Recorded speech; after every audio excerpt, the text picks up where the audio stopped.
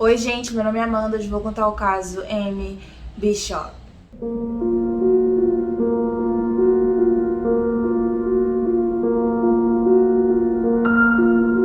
Antes de começar o caso de hoje, como sempre, eu gostaria de pedir que você clique no gostei agora no início do vídeo, que isso ajuda muito o canal. Então, por favor, clique no gostei e se inscreva caso não seja inscrito, para que o YouTube consiga te notificar por os próximos vídeos, tá bom? Dito isso, vamos pro vídeo.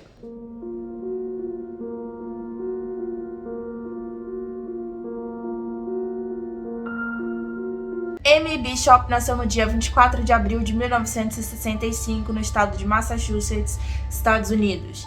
Ela era filha do casal Samuel e Judith Bishop. E além dela, o casal teve outro filho, 3 anos mais novo, que foi batizado com o nome de Seth. É dito que eles tiveram uma infância muito tranquila e confortável financeiramente numa cidade do sul de Boston, já que seu pai trabalhava como professor universitário e a mãe era envolvida na política local. Então a família tinha bastante recurso, na família que tinha uma condição financeira boa, né? E com isso, o pai, que era muito rigoroso nessa questão de educação dos filhos, os colocou para estudar nas melhores escolas da cidade, para fazerem diversos cursos, para praticarem vários esportes, enfim.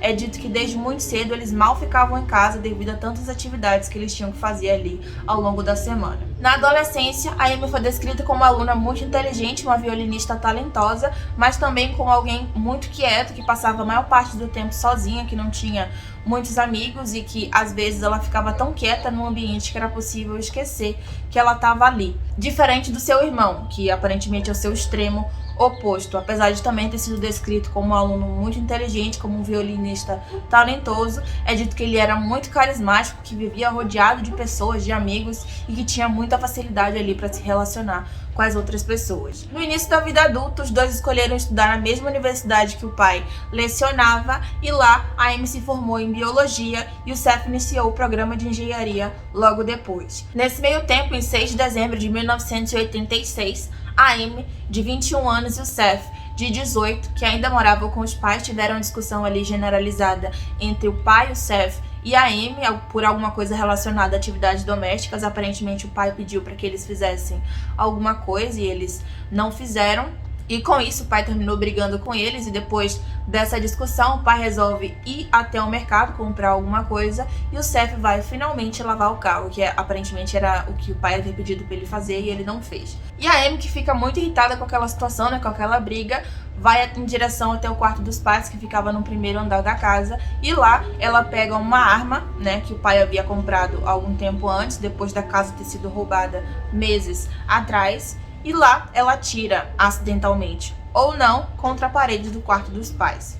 Não sei como, mas o Seth, que era o único que estava em casa naquele momento, não ouviu o disparo e continuou ali lavando o carro, né? Porque ele aparentemente não ouviu o som do tiro. Minutos depois, a mãe chega em casa, né, depois dela ter ido no mercado comprar algumas coisas para fazer o almoço daquele dia. E o Seth, que naquele momento já tinha terminado de lavar o carro, vai ajudar a mãe com as compras, né, levar as compras até a cozinha. E enquanto tudo isso estava acontecendo, a Amy ainda estava no andar de cima, tentando dessa vez esconder o buraco que ela tinha feito na parede. Quando ela conseguiu esconder lá aquele buraco na parede, ela desceu até a cozinha, ainda com a arma na mão. E lá, segundo a mãe, a Amy pede ajuda para descarregar a arma, dizendo que não sabia fazer aquilo. E a mãe, nesse momento, pede para ela não apontar a arma para ninguém, só que acidentalmente ou não, ela mira e atira no peito do irmão, que morre quase que instantaneamente. Ela então sai correndo pela rua até chegar no posto de gasolina, onde ela apontou a arma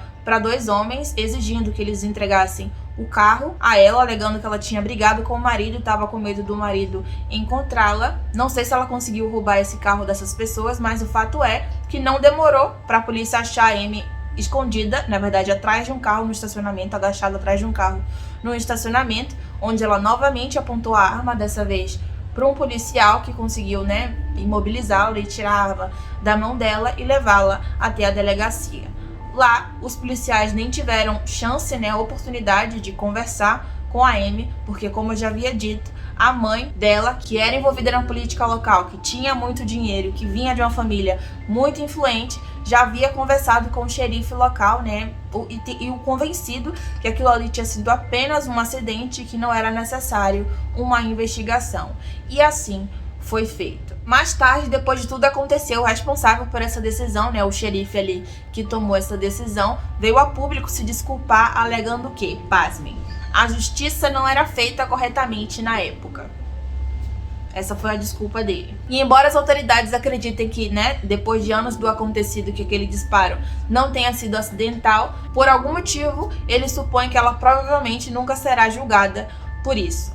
Mas enfim, depois de matar o irmão, ela aparentemente viveu como se nada tivesse acontecido. Ela inclusive continuou morando na mesma cidade em que tudo aconteceu. Ela se casou em 1989, aos 24 anos, com seu namorado, né, de adolescência, ali na mesma igreja que o irmão foi velado. Nessa mesma época, ela se matriculou em uma pós-graduação em Harvard, onde também conseguiu seu doutorado em genética em 1993. É dito que nos 9 anos seguintes, ela passou ali melhorando a sua formação e trabalhando como professora na própria Harvard e também em outras instituições tão renomadas quanto. E algum tempo depois, a Amy e seu marido resolveram se mudar para uma cidadezinha na costa de Massachusetts, onde tiveram 4 filhos. Lá, é dito que por causa da sua formação e do conhecimento que ela tinha, a Amy fazia questão de ser extremamente arrogante, de menosprezar os outros. Tudo isso porque, segundo ela era muito inteligente, muito especial, muito competente, porque ela havia estudado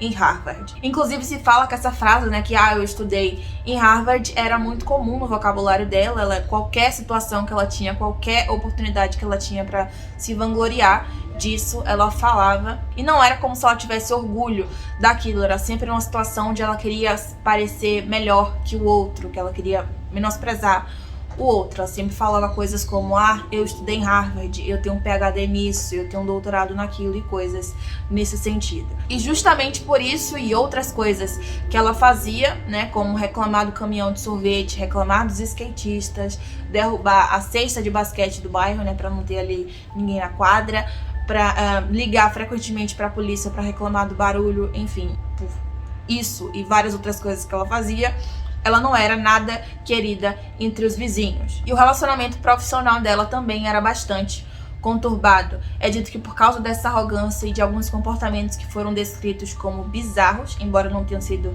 detalhados, a gente não sabe o que exatamente ela fazia, né, quais eram esses comportamentos, mas é dito que muitos colegas de trabalho não gostavam de estar no mesmo ambiente que ela. Inclusive se fala que o responsável pelo laboratório de neurobiologia que a Amy trabalhava na época chegou a fazer uma queixa sobre ela, alertando que, né, ela poderia ser mentalmente instável e que os colegas de trabalho temiam que ela pudesse se tornar violenta, mas aparentemente nada foi feito quanto a isso. Quanto a seu relacionamento com os alunos, como já era de se esperar, era o pior possível. Ela era extremamente impopular e estava sempre envolvida em alguma briga com um deles. Tanto é que em 2009, vários alunos fizeram queixas sobre ela aos administradores da universidade por pelo menos 3 vezes, e sempre alegando que ela era ineficaz na sala de aula e tinha maneiras estranhas e perturbadoras de ensinar. Eu queria muito saber quais eram essas maneiras estranhas e perturbadoras de ensinar, eu fiquei realmente muito curiosa, mas ninguém fala nada sobre isso. Na mesma época, uma petição foi assinada por dezenas de alunos e enviada ao chefe do departamento, né? Petição essa que pedia para que a Amy fosse afastada ou que fosse mandada para outro lugar, porque os alunos não gostavam dela, mas, novamente, nada foi feito quanto a isso. Em 2002, pasmem, a Amy foi condenada a 6 anos de liberdade condicional e a participar de aulas de controle de raiva depois de agredir uma mulher no restaurante quando ela não quis, né? Quando essa mulher não quis dar a última cadeira de bebê do estabelecimento para Amy. A Amy chegou nesse restaurante acompanhada dos filhos e do marido, e nesse restaurante já não tinha mais nenhuma cadeira de bebê sobrando. Ela se dirigiu até a mesa de uma mulher que estava sentada já com seu filho, né, com o bebê dela na cadeira de bebê, e ela exigiu que a mulher tirasse seu filho dali porque ela queria a cadeira. Quando a mulher se recusou, né, obviamente a mulher se recusou, ela começou a gritar com a mulher, dizendo que ela queria aquela cadeira, e terminou agredindo essa mulher, gritando coisas como, né, como sempre, você sabe com quem você tá falando, eu sou a doutora isso, eu sou isso e aquilo outro, enfim. Aquilo tudo que eu já contei aqui pra vocês. o comportamento de sempre. E a faculdade aparentemente não estava ligando muito pro que ela fazia fora da faculdade, nem dentro, aparentemente, né? Inclusive, se fala que ela estava participando de um processo seletivo, não é processo seletivo, mas é um processo que ela tinha que fazer para conseguir uma promoção dentro da própria universidade, onde ela tinha que publicar determinada quantidade de artigos, fazer pesquisas, palestras e, por fim, ser avaliada por um comitê, né? Fazer uma palestra ali para ser avaliada por um determinado comitê. Se ela fosse bem avaliada por essas pessoas, ela conseguiria tal promoção. Só que tudo que ela estava fazendo ali para conseguir essa promoção, ela estava fazendo pela metade. A quantidade de pesquisa que ela tinha que fazer, ela não fazia todas. Tudo que ela precisava fazer, ela fazia pela metade. E no final de 2009, quando ela foi ser avaliada por esse comitê, né, ali no final do processo, ela também não foi bem na palestra, né, pelo menos para esse comitê, já que eles a reprovaram. E com isso, a promoção dela foi negada, e para ela conseguir essa tal promoção, ela teria de refazer todo o processo no ano seguinte, o que, como já era de se esperar, deixou ela possessa. Ela entrou com recurso, ela fez uma queixa na universidade contra esse comitê, né, já que ela acreditava que aquela promoção era direito dela, né, mas isso não adiantou porque o recurso foi negado e a queixa ficou por isso mesmo, ninguém fez absolutamente nada quanto a isso. Isso tudo aconteceu no final de 2009 e poucos meses depois ela fez o que fez. Na manhã do dia 12 de fevereiro de 2010, a Amy, com 44 anos, deu uma aula para os seus alunos de pós-graduação e é dito que ela avisou esses alunos que não daria aquela aula toda, mas terminou que ela levou a aula até o final. E mais tarde, esses alunos disseram que em determinado momento ela estava falando sozinha e se mostrava confusa quando alguém fazia alguma pergunta, mas como ela era uma professora estranha, ninguém deu muita importância a isso. Depois da aula, é dito que ela foi para casa, onde ficou por algumas horas, antes de voltar para a universidade por volta das 3 horas da tarde para participar de uma reunião de rotina. E lá, ela e outros 12 funcionários da universidade que também faziam parte dessa reunião estavam numa pequena sala no terceiro andar do prédio, e 30 minutos depois do início da reunião, a Amy tirou uma arma de dentro da bolsa e começou a atirar nas pessoas. É dito que ela atingiu todas as 6 pessoas que estavam sentadas do outro lado da mesa, ali em frente a ela. A primeira a ser atingida foi a Maria Davis, de 50 anos, que era professora da universidade, que levou um tiro na cabeça. O Guppy Podila, de 52 anos, que era o chefe do departamento de biologia, que foi atingido com um tiro no peito. E o Andrew Johnson, de 52 anos também, que trabalhava como microbiologista, que foi atingido também com um tiro na cabeça. Todos os 3 morreram na hora. A Stephanie Monciolo, de 62 anos, que era assistente da equipe, foi atingida com um tiro no rosto. E os professores Luiz Cruz Vera, de 42 anos, e o Joseph Larry, de 50, também foram atingidos, mas esses 3 conseguiram sobreviver. Nesse momento, os outros sobreviventes que não foram atingidos conseguiram sair da sala, né, e se esconder dentro de um armário ali próximo, enquanto a Amy estava recarregando a arma.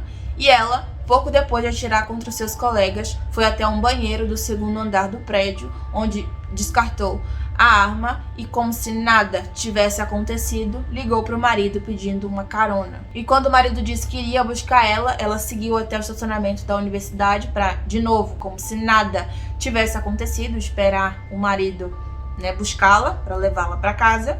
Só que naquele momento a polícia já havia sido acionada, né, e quando ela chegou no estacionamento, não demorou muito e ela foi presa antes mesmo do marido chegar. Mais tarde, seu advogado disse que a Amy não se lembrava do tiroteio e, a princípio, ele alegou que ela era esquizofrênica paranoica, mas posteriormente ele voltou atrás e disse que tudo foi causado porque a Amy não conseguia lidar com o fracasso de ter sido reprovada nesse processo, né, para conseguir essa promoção. Ele chama de processo de estabilidade, mas é o processo para ela conseguir a tal promoção que ela queria. Mas, segundo ele não tinha certeza se ela era insana ou não. E em julho de 2010, 2 dias depois da Amy ter sido finalmente indiciada pelo assassinato do irmão lá em 86, né, como eu tinha contado para vocês, ela tentou contra a sua vida, né, ali na cela onde ela estava presa. Em setembro de 2011, a Amy se declarou inocente, alegando insanidade. E em 2012, a esposa de uma das vítimas fatais escreveu uma carta dizendo que toda a família sofreu muito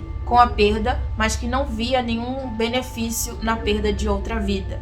né? E com isso, os advogados da Amy se ofereceram para mudar a declaração dela para culpada, em troca de que a acusação não buscasse a pena de morte no julgamento. Ao receber essa oferta, a autoridade responsável contatou os 9 sobreviventes para saber, né, para discutir essa possibilidade, e nenhum deles quiseram a pena de morte para Amy. E por causa disso, ela foi condenada em 24 de setembro de 2012 à prisão perpétua, sem possibilidade de liberdade condicional. E é isso, o caso de hoje foi esse. Espero que você tenha gostado do vídeo. Agradeço do fundo do meu coração se você chegou até aqui. Não esquece de clicar no gostei, se inscrever, que isso é muito, muito, muito, muito importante. Por favor, comente também. Se não quiser comentar nada, coloca um ponto. Já ajuda muito o canal. Vocês sabem que a gente está passando por um momento muito complicado em questão de entrega de vídeo, né? A plataforma, como sempre. Mas, por favor, clique no gostei, se inscreve, comente qualquer coisa. Já ajuda muito, muito, muito. Então, por favor, não esqueça de fazer isso. No final do vídeo eu sempre deixo uma playlist com todos os casos que eu já trouxe aqui pro canal. Então vão lá. Tenho certeza que tem vários vídeos lá que vocês ainda não viram, que tem casos lá que vocês ainda não conhecem. Então vão lá, dê uma oportunidade. E é isso, um beijo e até o próximo vídeo. Tchau!